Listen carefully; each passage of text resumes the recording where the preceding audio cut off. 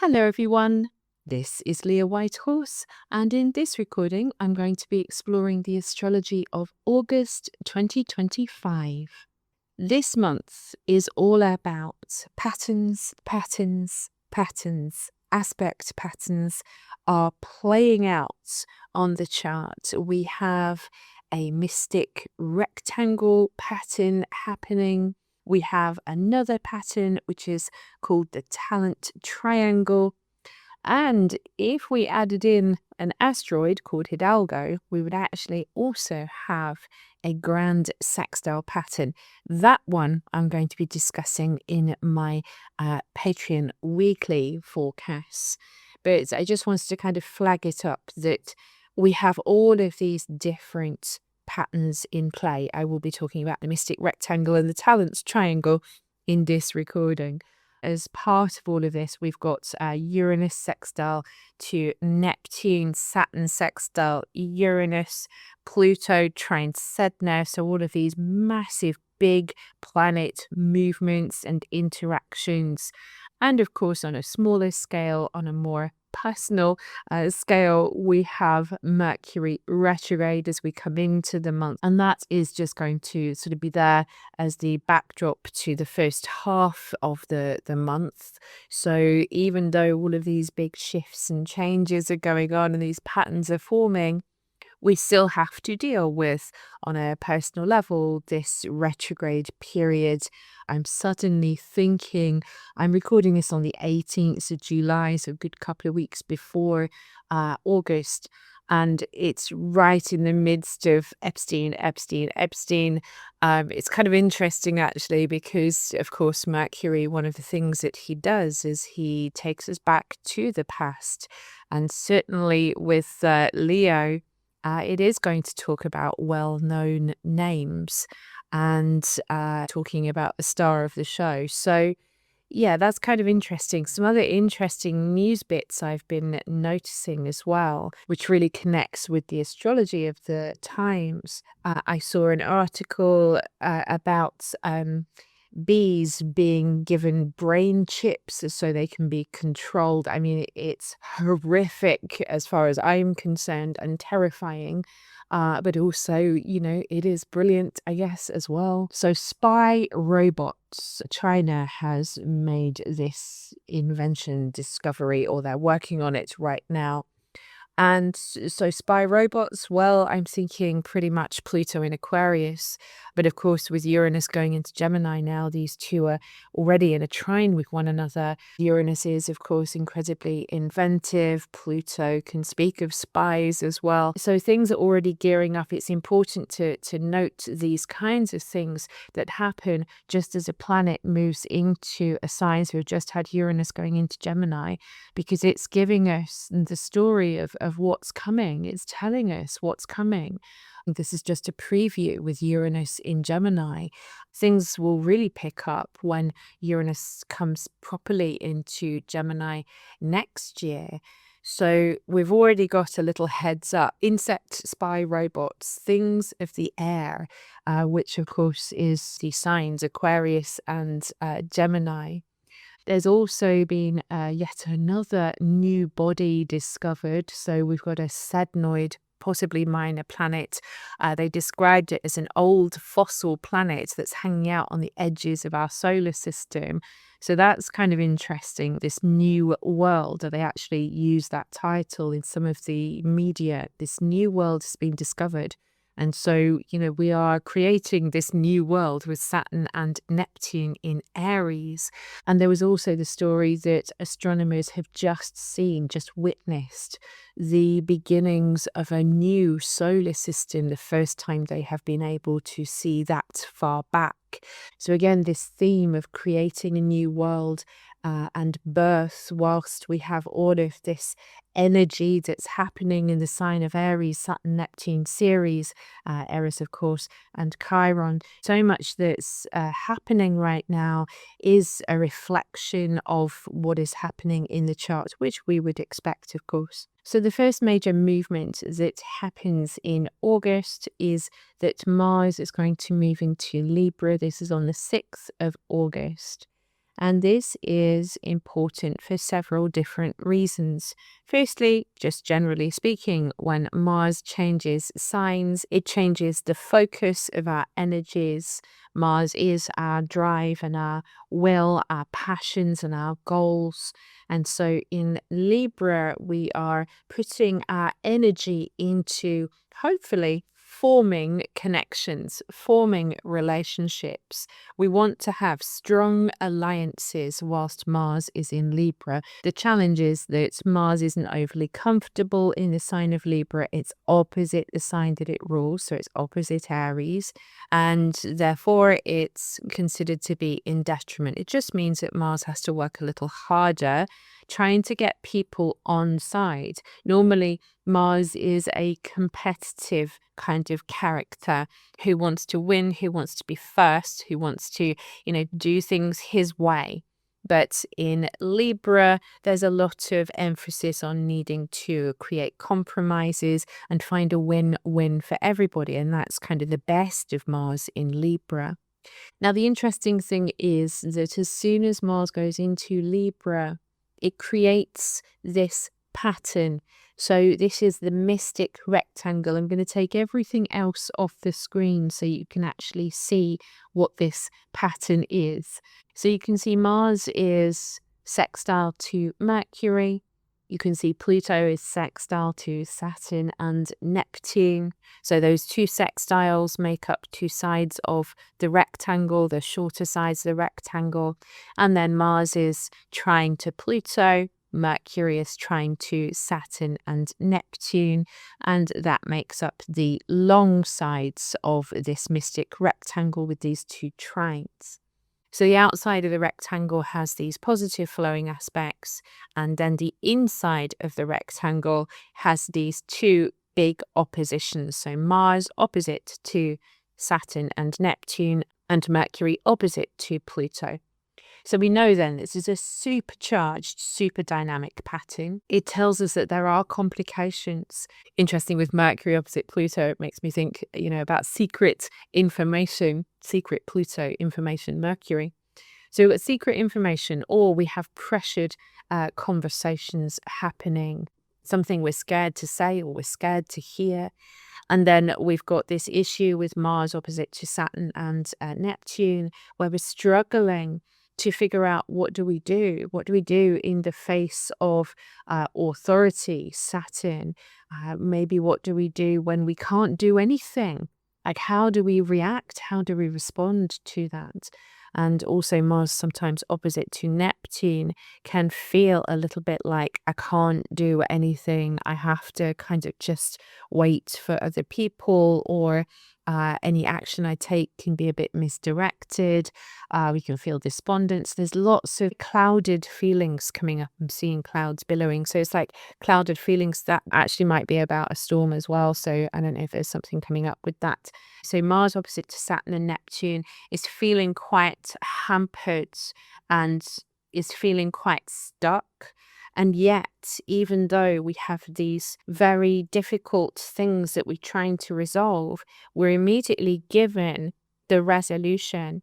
We need to actively talk to one another and listen, particularly because Mercury is retrograde. So that's Mars sextile to Mercury. We need to realize there are bigger things in play and we can't control everything. We just need to focus on the things that we can control. Mars trying to Pluto. We also need to communicate effectively with compassion and authenticity. This is Mercury, Neptune, and Saturn. And also then these big sextiles between Pluto and Saturn and Neptune tell us that, huge things are being built from this situation. These are the foundations that are changing society, that are changing the world as we know it, that are going to change the future. And sometimes in the face of that, it can feel a little overwhelming, certainly with Mercury opposite to Pluto. So yes, there's a big dynamic pattern at play with all of this planetary activity. It is in play right up until the 21st of August. So the first 3 weeks of August, this pattern is going to be informing everything. So we're going to have a lot of stuff perhaps coming up in the wider world, in the collective mundane astrology, the news of the world, that may be about some kind of relationship. I think Mars in Libra is really going to focus us on the idea of relationships, probably celebrity relationships with Mercury retrograde in Leo. So that's going to be a bit of a theme. And it also could speak again about leadership because we've got all the stuff going on in Aries right now, Saturn and Neptune in Aries, specifically pointing us to issues connected with leaders.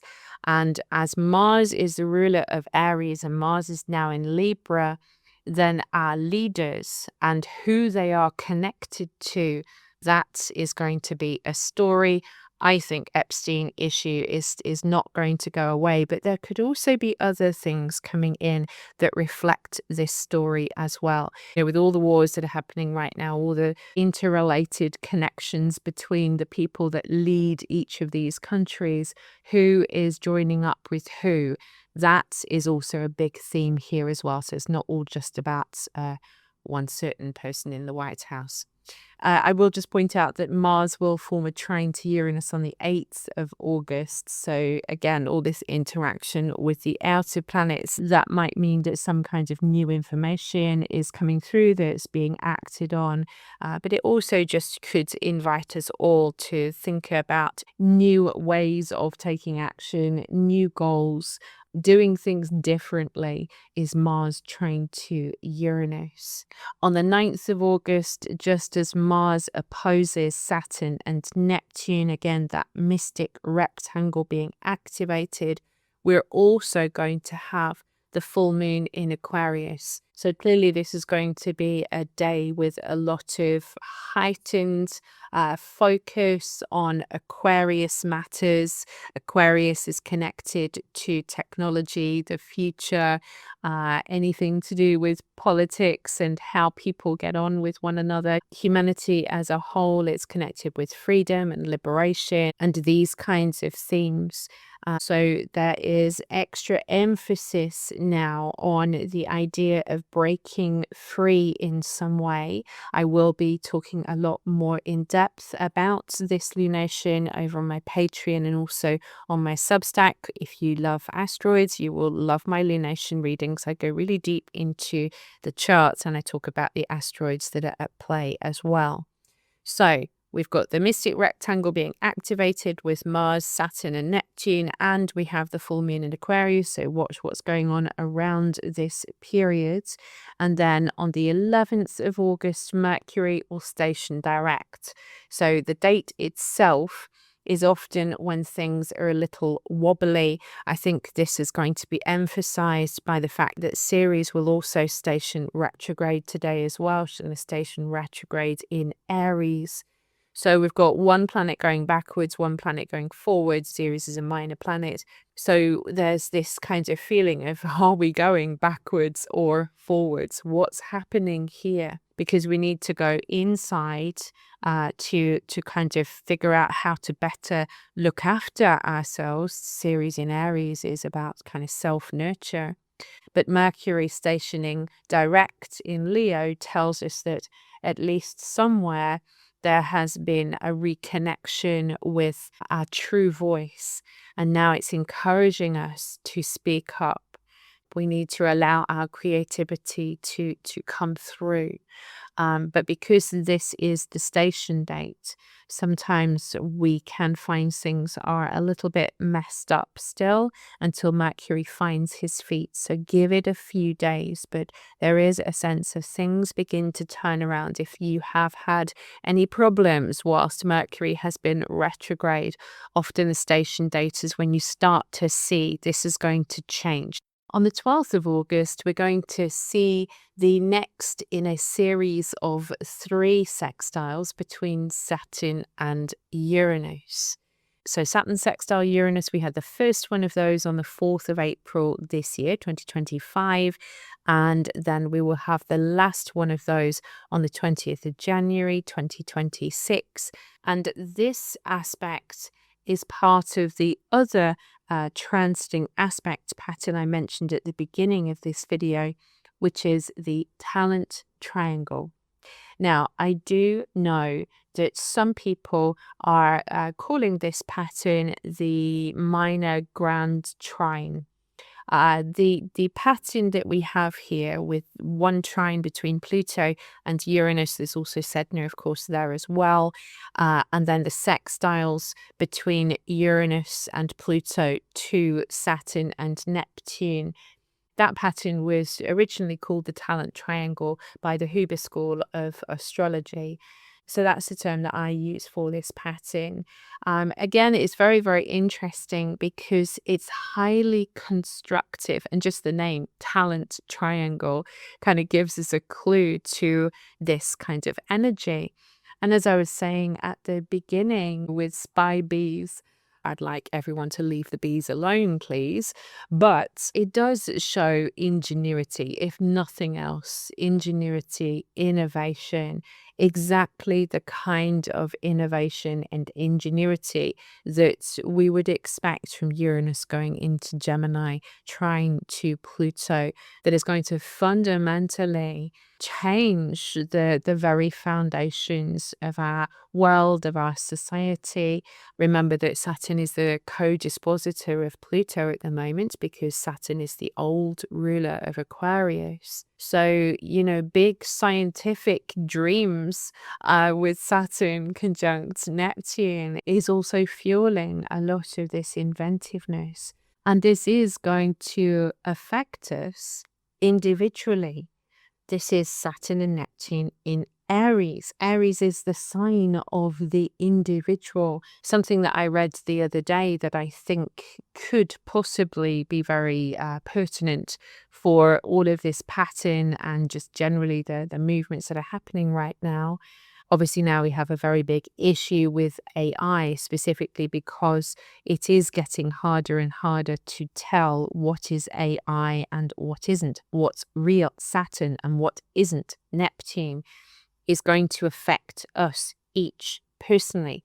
I did see that there was a suggestion by someone who is, very advanced scientist or a technological person who knows internet stuff, who was saying that they foresee that there are going to be two different internets. That got my attention because of Uranus being in Gemini, the twins. Two different internets.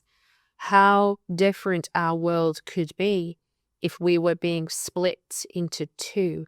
One place where AI is not allowed, supposedly, and one place where we only have human connection. How that would happen, I don't know. But it did really make an impression upon me when I read it, because it just spoke so clearly of these aspects in play. And certainly we're going to need something that is going to help us to differentiate between the twins. How do you tell one twin from another? How do you tell if this video here is real, the real person, or not the real person? This is a big issue of Uranus in Gemini forming a trine to Pluto in Aquarius. It is going to change society as we know it. This is why we've been talking about how Uranus and Pluto connecting with one another. It's a really big deal. And now we can see all these early degrees, Pluto at 2 degrees of Aquarius, Uranus at 1 degree of Gemini, Saturn and Neptune at 1 degree of Aries. This is just beginning. We are literally just at the beginning of this. This talent triangle is telling us that there is supercharged energy available to us to make these incredible changes that will advance us in ways we can't even imagine yet. I know we're all talking about AI is like, oh God, like shut up about it, everybody. But it is going to take us in directions that we don't even understand yet. And some of those are actually going to be good things. Not all, but some of it is going to be really, really good stuff. I'm still hopeful that we can actually take this in the right direction. But we are in the position right now where we're muddling through these early stages. But this pattern shows us that there's huge potential here. Sedna, of course, being part of this talent triangle is saying, this is the evolution of consciousness. If they can put brain chips in bees, then sure, they are eventually going to be, and I know they're already doing some, putting brain chips in people too, to help them if they have had a broken back, for example, or broken their neck, and they don't have any movement. So this is the kind of thing where it can be amazing, and to help people walk again, or all of the things. So 12th of August, we have Saturn sextile to Uranus, part of this incredible pattern, which is bringing together old and new. This is sort of traveling across different generations. Interesting that in the UK as well, they have just decided that younger folk can now vote. So that really is an expression of Saturn sextile to Uranus. So the next major aspect in play is going to be the Sun's entry into Virgo on the 22nd of August. We will have a Venus conjunction to Jupiter before then on the 12th of August, but I will talk about that in my weekly forecast. So the Sun goes into Virgo, so we enter Virgo season. This is a time of year when we really want to focus on the very practical things, the small stuff, because there is so much big stuff going on out there in the world, and we are witnessing these huge changes happening, some of them good, some of them not so good, some of them completely horrific. So we're trying to kind of make the best of it, and that is what Virgo does. Virgo is always trying to just improve things just a little bit better. Anything that's a little bit better, eating a little bit better today, a little bit healthier today, going for a short walk today, tidying this one corner of the room today. That is Sun in Virgo energy. It's also about using our skills and being useful, to be useful to this world, taking care of the little things, including our pets. Virgo is associated with domesticated animals. So, perfect time of year to spend more time or money on your pets.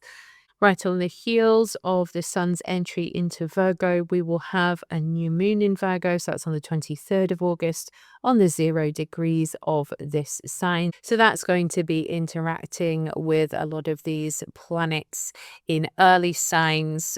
So it's going to be square to Uranus, for example, quincunx to Pluto, quincunx to Saturn and Neptune. So that makes it a yod pattern. So that's going to be a very interesting lunation. Again, I will be doing a reading all about this chart over on my Patreon and Substack.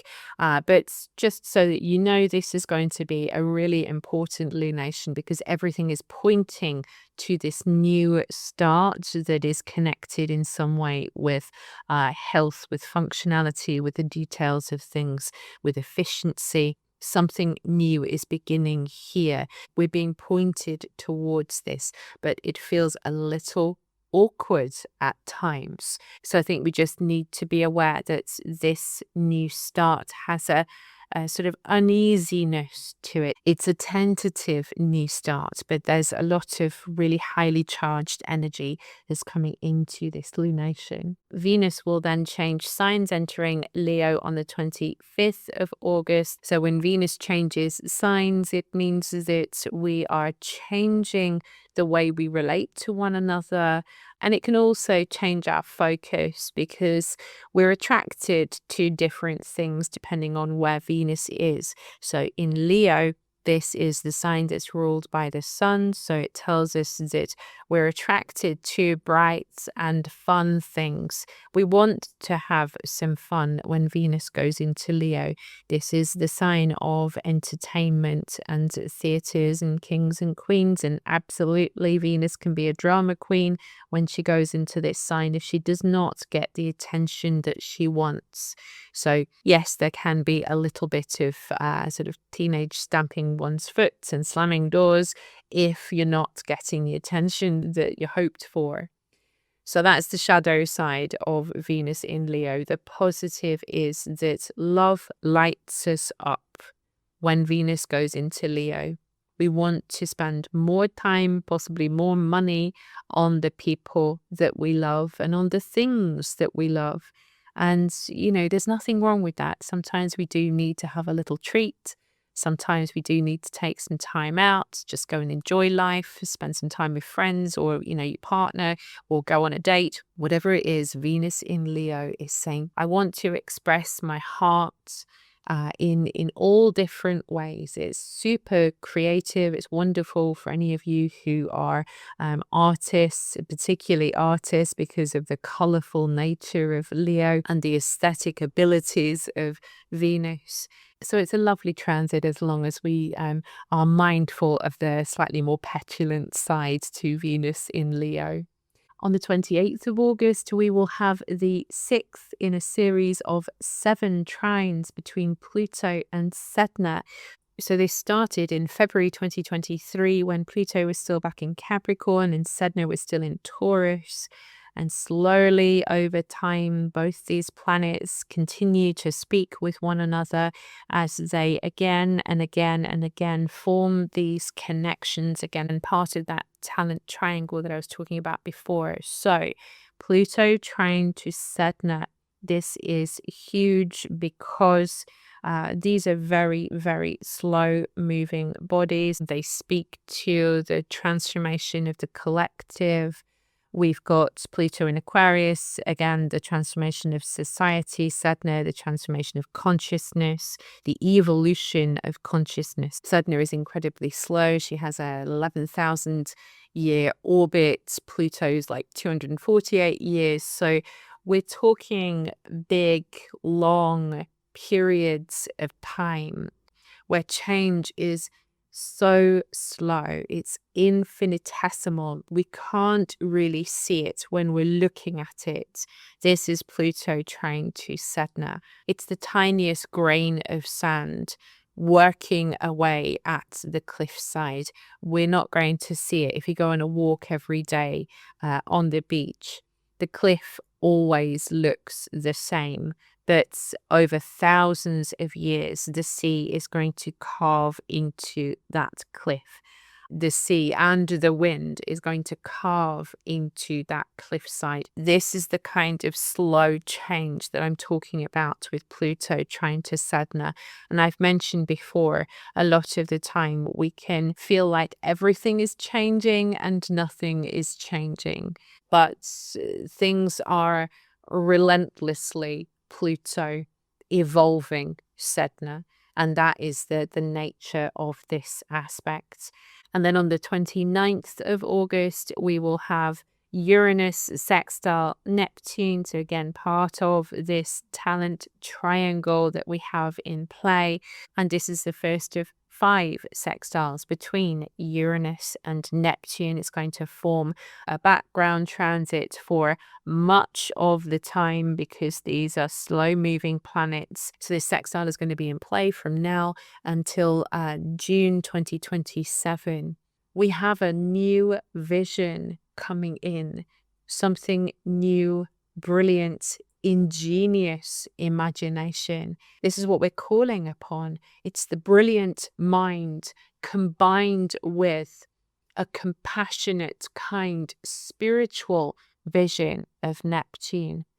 This aspect has such great potential, and clearly the potential to change us as a collective. Neptune can also speak of the unity between all of us. And as I sort of look at this aspect, it makes me think this is why we have this Saturn-Neptune conjunction in Aries right now, because there is so much promise in these huge outer planet movements and so much potential for change, that it is vitally important that we as individuals steady ourselves with Saturn in Aries, make sure that we are responsible, that we are supporting ourselves, that we are mature in our approach in life, and that we are patient. We need to be patient. We need to be anchored. Saturn in Aries is slowing everything down. We can't rush this process, says Saturn in Aries, in forming this Uranus sextile to Neptune. We've got to ensure that these brilliant ideas, this brilliant vision that's coming through, we've got to make sure that it's realistic and that it can be beneficial to everyone, because this is the beginnings of a spiritual awakening, spiritual Neptune awakening Uranus. And this is why each of us need to be ready to ground this energy into reality. This concludes my reading for August 2025. I hope you found it helpful. If you did, please do click a like and subscribe. You know it helps the algorithm. If you would like to hear more from me, I do have a website, Substack, Patreon, as I mentioned before. I will put all those links below in the notes box so you can find me there, also on social media as well. I will see you again soon, and in the meantime, I wish you many blessings on your path.